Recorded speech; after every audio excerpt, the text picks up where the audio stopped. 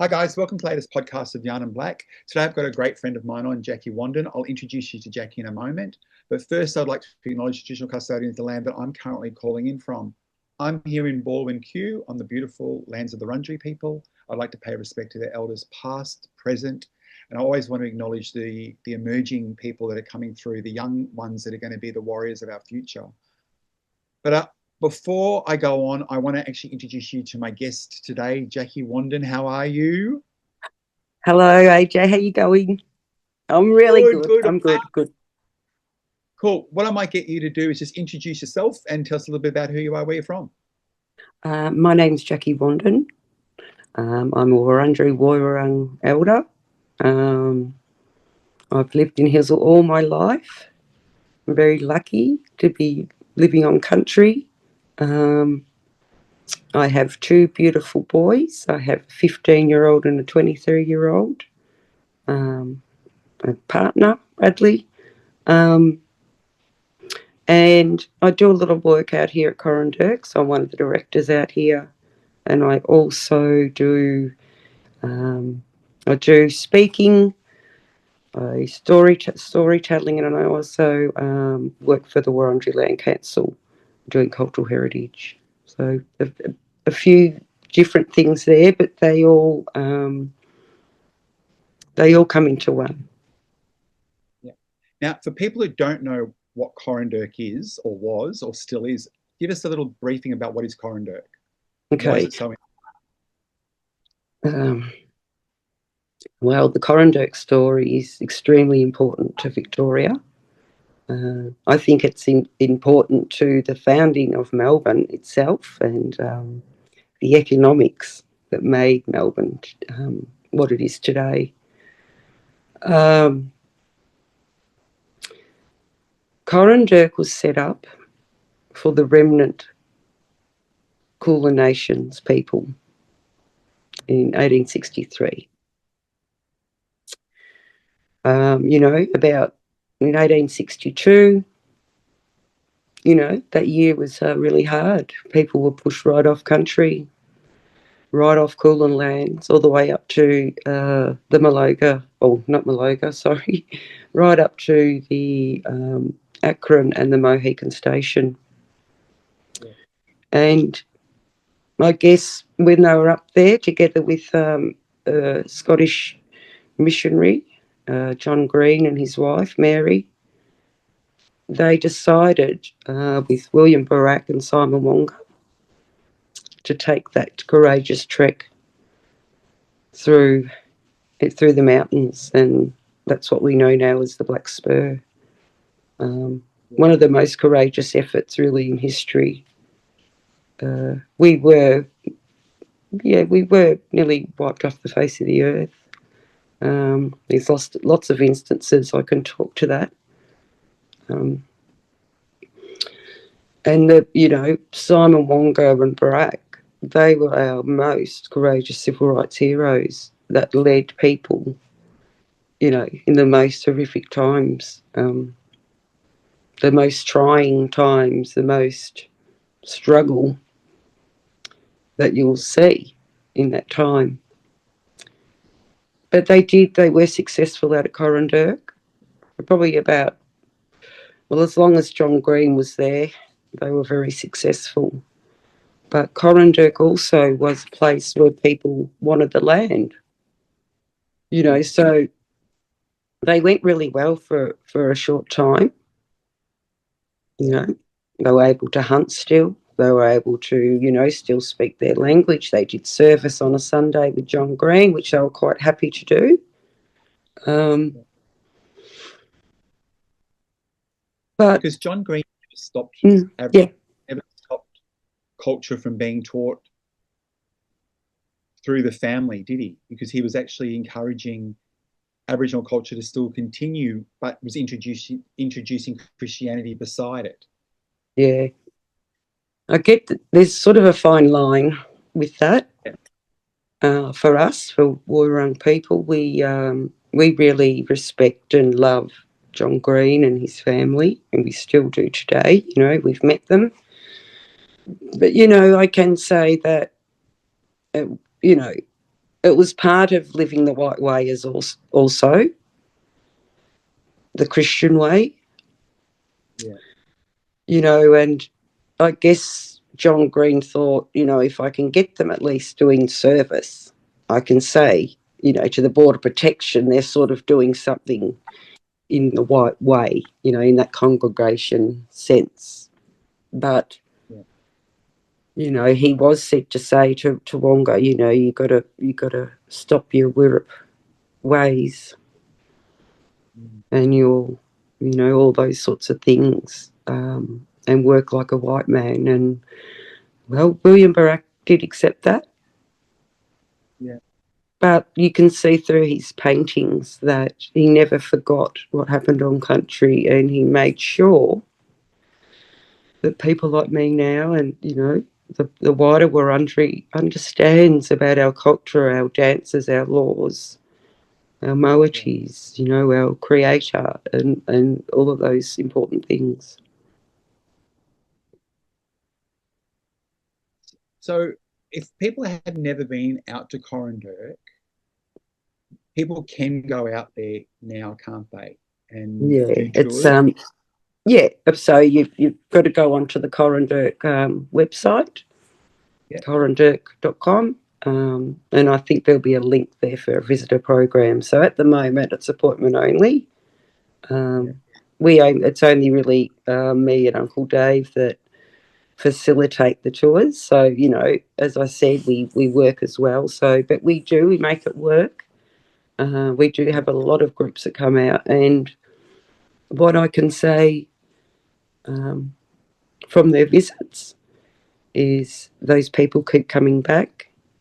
Those people say to David and I, you know, we really feel that our thinking is changing.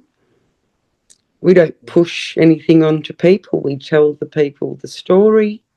We welcome them in because it's important that we welcome all people. You know, Barak and Wonga had a lot of friends, and they weren't just all Aboriginal people. Yeah. And it's about welcoming everyone to be on the same page, to learn together, and we understand what's the word? The hesitance of learning this history. It's really new to some people, and it is really hard. Challenges people. Yeah, and it's, you know, I mean, I say to people, you know, it's really a personal thing, a personal growth. It's something that you might have known information from your family when you were young, and now you're getting told something different. That can be really hard to deal with within your own family. So we do understand all of that. We understand all of those little crux that happen in families. But we want to let you know that we're here to listen, you know, because we want you to hear our story. We want to gift it to you. You know, it's you should know the place you're living. And I said it a while ago, I think at the Coranderrk Festival where we celebrated 100 years since the closure, is that we gift these stories with our love. That's what we do. That's how we know that what we do out here works. And the love that Barak and Wonga had for their family, the broader Kulin nation. You know, they had to lead people in times when their elders weren't there through, you know, through the colonisation, and the people that they lost. You know, they stood up, and that's what we're doing here today. We're standing up and making sure that this culture's not forgotten. And yes, Coranderrk still exists. You know, the property still is here, and it is back in the hands of the right peoples. So you went to school out there in Healesville? Yeah. Yep. Did you finish school yourself? No, I didn't. How far did you get into school? I did year 10, and I went to school for probably the first semester or term or whatever you say in year 11. Yeah. I didn't really like school. I was all right at it, I think, but yeah, I went and got a job. I started working at a childcare, and I did that for 3.5 years. Yeah. Yeah. What did you like about the childcare? What made you go into childcare? Well, I was really good with little kids.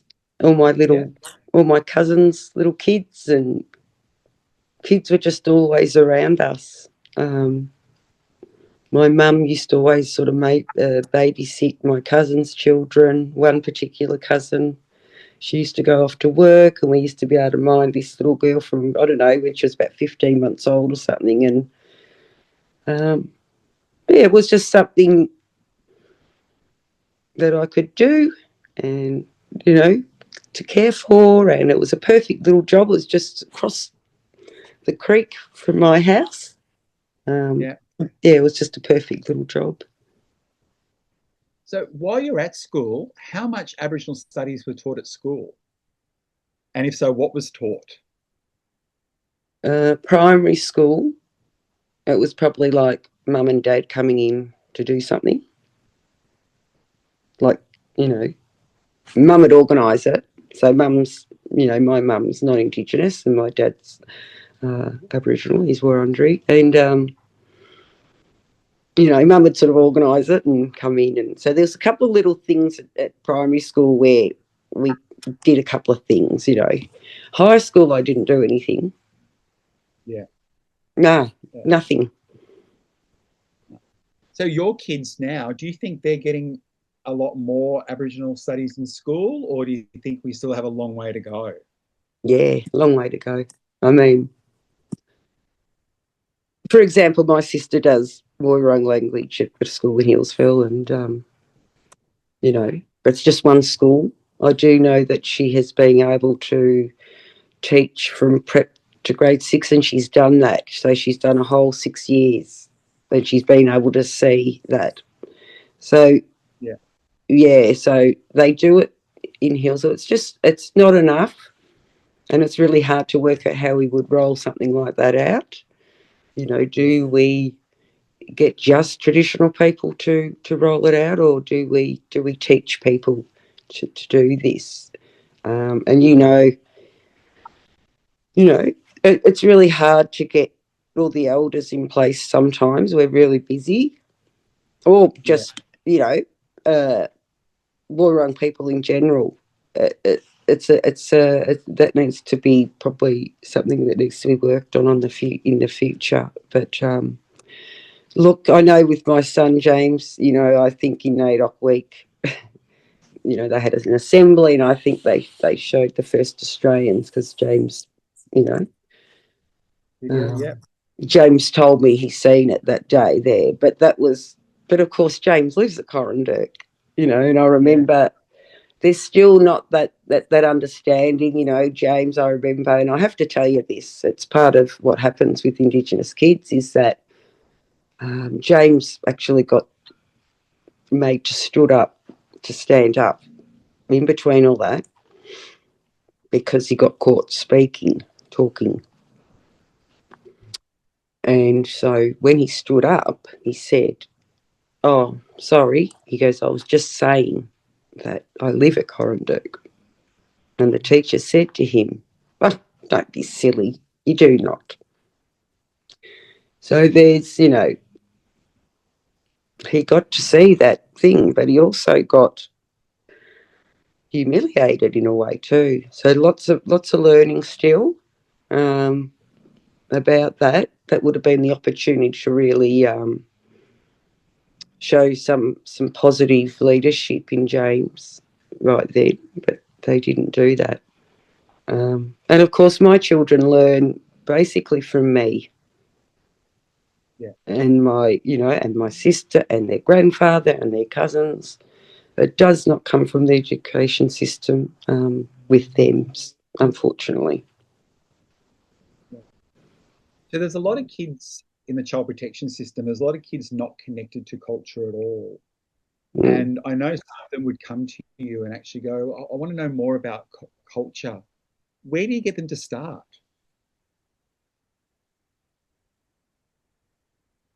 Well, yeah, I feel very fortunate. I mean, probably for the last 10 years, I've been really feeling really solid with what I know. Yeah. But yeah, I think it's really, when I was a teenager, I was mucking around and being silly. But I think there is a time where it really hits you. Yeah. And it's an urgency that happens.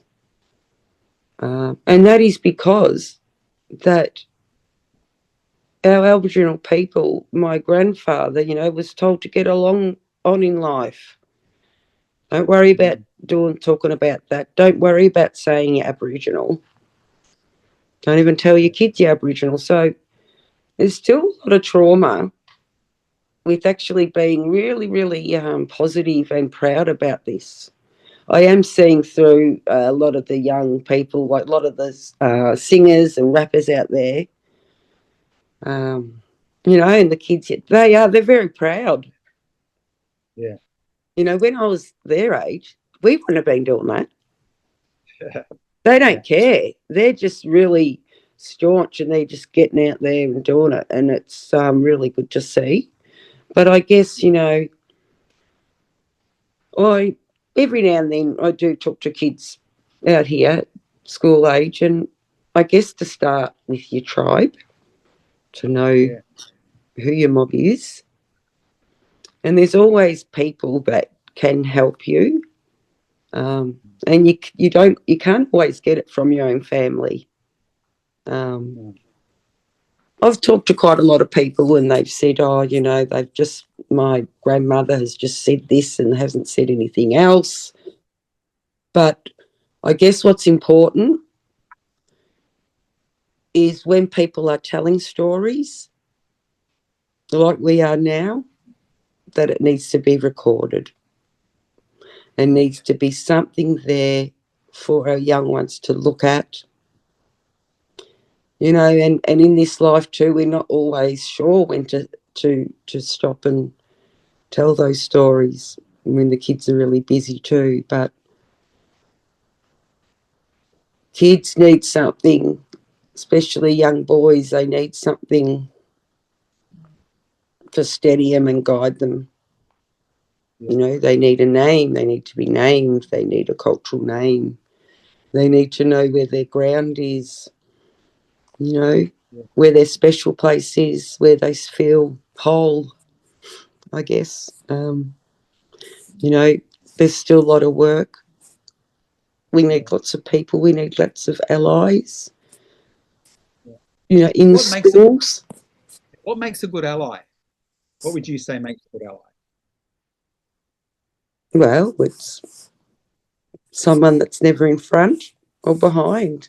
It's being beside them and actually showing them, physically showing them. I think that's how I've always learned, being around my elders and listening to them in meetings and all sorts of different things and listening to all the different ways of thinking. And it doesn't mean you have to adopt the same way, but you must know your history. And I always like to involve people, make them feel good, make them feel the same as me. I try to sit down as much as I can, not stand above people. If I'm in a room and there's another chair, I'll sit down with the group and let them express, too. Now, you mentioned the word elders a couple of times. What makes a person an elder? Pretty much the same answer. Yeah. You always got to remember people have a journey time with their learning. Yeah. So they might find stuff out straight away and they're like, oh, yeah, I know everything. I know what I'm doing. Yeah. But what happens is things pop up along the way that test you. Yeah.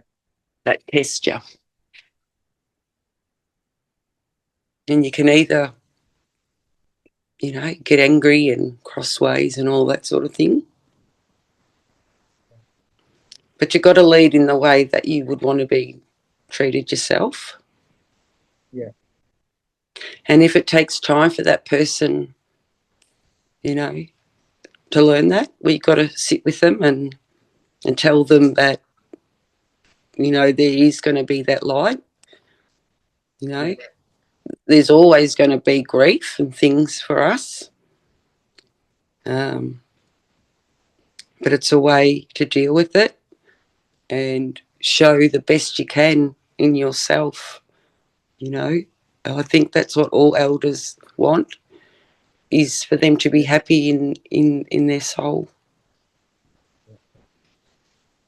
The word cultural safety gets thrown around a lot. What makes you feel culturally safe about going to like a health service or a doctor's or hospital, for example?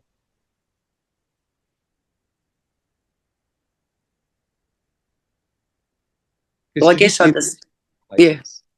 No, you go. I said traditionally they haven't been that safe place to actually go to. But what would make you feel safe? Yeah. It was funny the other day, can I say, I went to the doctors and I, you know, still had a sinus infection or whatever, you know. And he said, you don't need anything and whatever. And I said, well, I have been using bush medicine. I got it from the Barunga Festival, you know. And he laughed. Yeah. And I said, well, I'm not getting any worse, am I? So that's a little bit of an instance, I think, that, you know, when we do talk about our stuff, you know, listen to us. We know what we're talking about. We're not just, you know, and understand our whole well-being as a whole when we're going into the doctors. Yeah. It's not just medical, it's mental and physical. And, you know, the last 10 years has been really, really trying, and, you know, to be able to just keep getting up all the time. And so it's important to have good cultural safety wherever you go.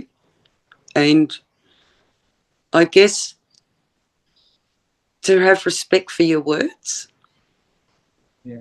So I have experienced, you know, some not really good outcomes of cultural safety, you know, of course, in my work. I've had a couple of instances where people have tested me.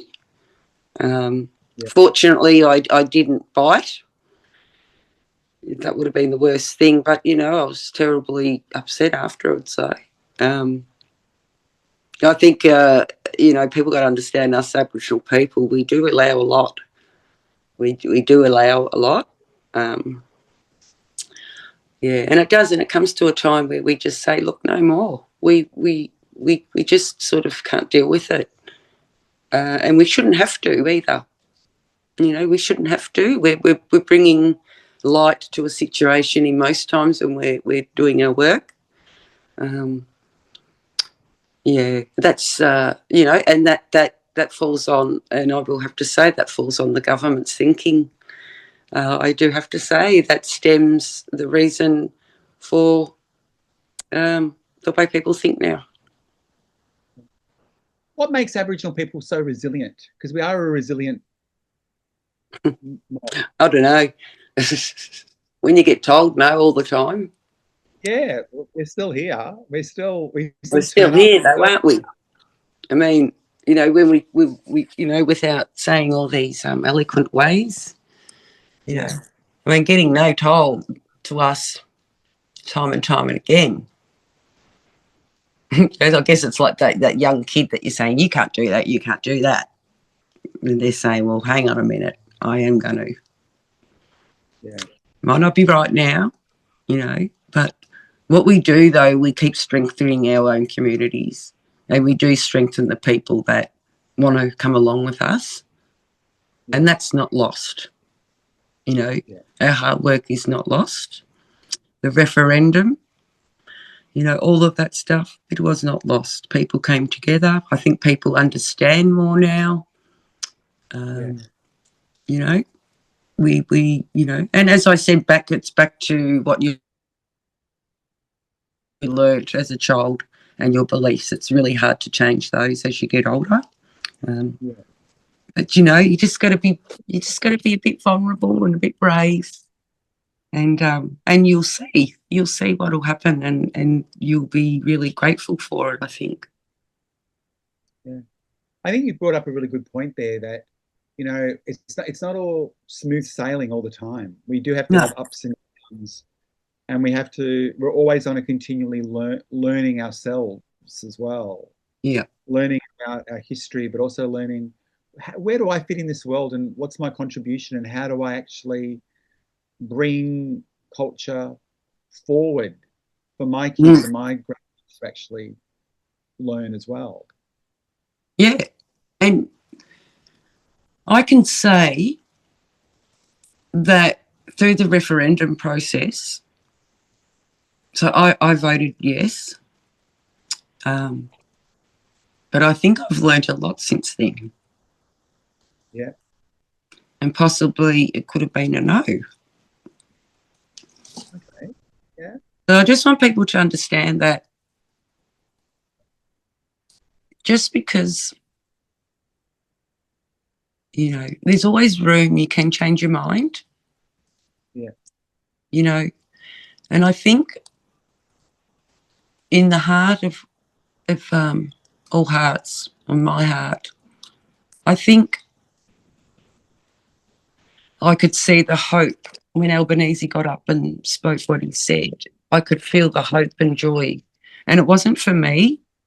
It was for all the people that have lived out here in Coranderrk.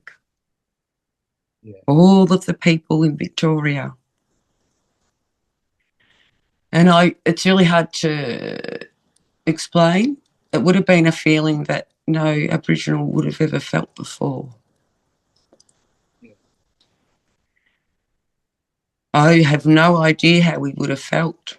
And that's something that doesn't get said much. We haven't felt that over, you know, over joyful, that joyfulness of feeling. We don't know what that's like. We just don't know what it's like. So that's a message for people, you know. We actually don't know what that's like. And so I guess back then I thought, yeah, I'll do a yes, this is great. Everyone, you know, but then I think, hang on a minute. You know, there's still a legal occupation here. You know, so there's all these two different things, you know. You're going, well, why would we want to do referendum if it's, you know, we'd be sitting under the, you know, it's not, it's really, really hard, okay? This stuff's really hard for people, and it's okay if you don't know. But, yeah, it's about educating yourself, you know. If it was just blackfellas and blackfellas talking, it wouldn't be this complicated. You know, it just would not be this complicated. You know, all of these things we talk about need to be legislated. They're being recommended. You know, what else can I say? You know, we keep coming to the same things. You know, legislate that we have a say in the country that we live in. You know, and you're still, you know, if you feel like screaming out, we're still not in the bloody Constitution after that, guys. Like, you know, there's that big up thing, media, Facebook, but we're still not in it. You know. And we used to be in it, but it said we will not count. It was about the census. We won't be count. We'll count all Australian citizens except the Aborigines. And so we And were in there at one. And that's when you say, well, why would we want to be there anyway? Yeah. You know, so I think I've learned a lot in the last couple of years. But we know that, you know, they want to do treaty. I'm all for the truth telling. That's the most important. Because without truth telling, how can you implement things? How can you change things?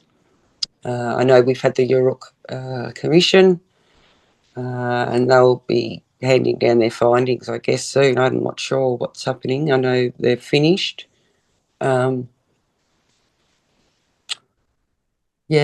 And, you know, what my thing is, AJ, is I want to tell Barak's story. You know,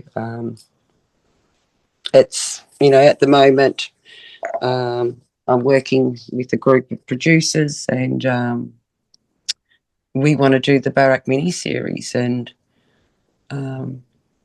I guess, you know, if through treaty they're going to do truth-telling, well, let us tell the stories and back us up financially. You know, Victoria needs to understand this story. Yeah. And I want to gift it to the whole world, because I know that they will fall in love with the story when they see it. You know, they can't not. You know, he's our most heroic civil rights hero, and his words need to be heard. Barak did not sit down with Alfred Howard and William Thomas and Joseph Shaw, John Green, for his words to just sit on a bit of paper. They need to be spoken in this, you know, in this lifetime now. Yeah. You know, the leader that sits on the building in Melbourne, you can see it from the Shrine of Remembrance. People need to know who the leader of this place is. You know, he's just such a beautiful, compassionate, kind man that endured such pain. And then he didn't leave us until he was 85 years old. That's something I just can't understand.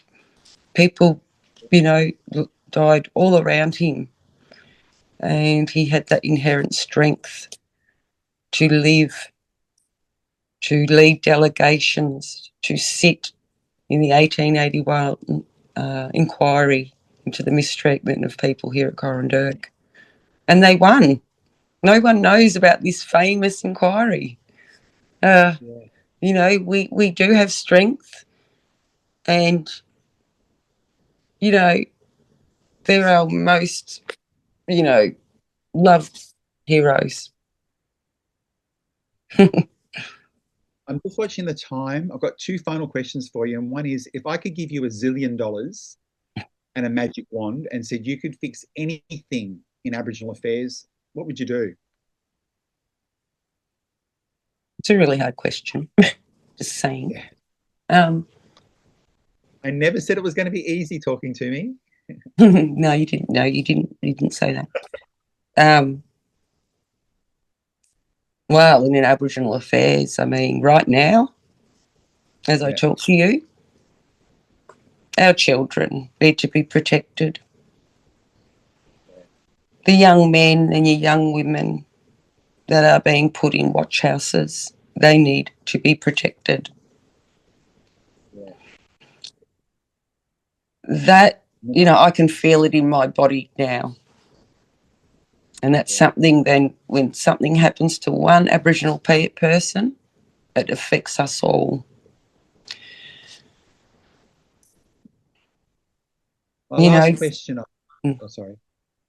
question is, what would you like people to walk away with from our yarn this afternoon? I want them to walk away knowing that